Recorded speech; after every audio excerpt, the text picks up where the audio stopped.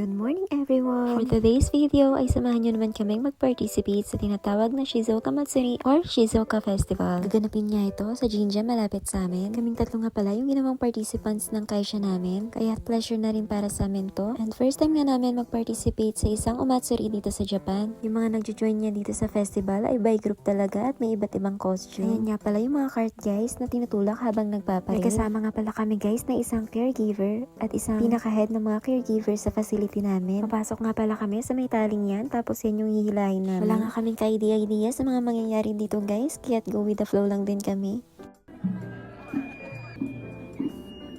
Hindi nga namin alam guys kung ano yung pinaka-history na itong festival, since wala naman nga kaming makuha ang pinaka-accurate na sagot or wala lang talaga kami maintindihan sa Nihongo explanation ng mga napagtanungan namin. Kaya't nag-research na nga lang ako online. Etong festival nga daw ay nagtuloy-tuloy for over 450 years. At ito nga ay ginaganap dito sa Shizuoka Sengen Shrine with traditions like Chigomai or children's dance and Neri, a type of parade. And etong parade nga guys ay tinatawag sa Great Lord Cherry Blossom Viewing Parade. Kaya't habang nag-cherry Blossom Viewing Parade nga, ay meron din Children's Procession Presentation. Kung first time mo nga mag-join at makakita ng gantong parade katulad namin, ay medyo scary nga siya tignan, lalo na sa mga sumasayaw na nakamask na may sungay tulad neto. Pero sabi nga nila, since sa shrine niya nanggaling yung pinaka-festival na to, ay may history nga daw na related sa kami-sama or yung pinaka-god nila. Hindi ko naman sure guys, at wala akong alam sa pinaka-detalya talaga ng history. Pero nakakatuwa nga guys, kasi yung mga sumasayaw dyan ay mga bata pa. Siguro nagre-range ng mga 5 to 15 years old. Pero grabe, inaabot siguro ng 5 kilometers yung nilakad namin. Sumasakit na nga rin yung pako niyan guys, kasi ang higpit siguro ng pagkakatali ng sintas ng sapatos ko. Panitanong nga yung mga Japanese na nakakasalamuhan namin kung may ganito rin bang festival sa Pinas. Sabi naman namin ay marami, lalo na sa mga probinsya. Pero based sa experience ko ay iba talaga yung festival sa Pinas. And nung naka-1 kilometro na nga kami guys, ay huminto muna kami. May mga nag-dance presentation niya. Ang tawag nga daw sa sayaw na ito ay Sakura Dance.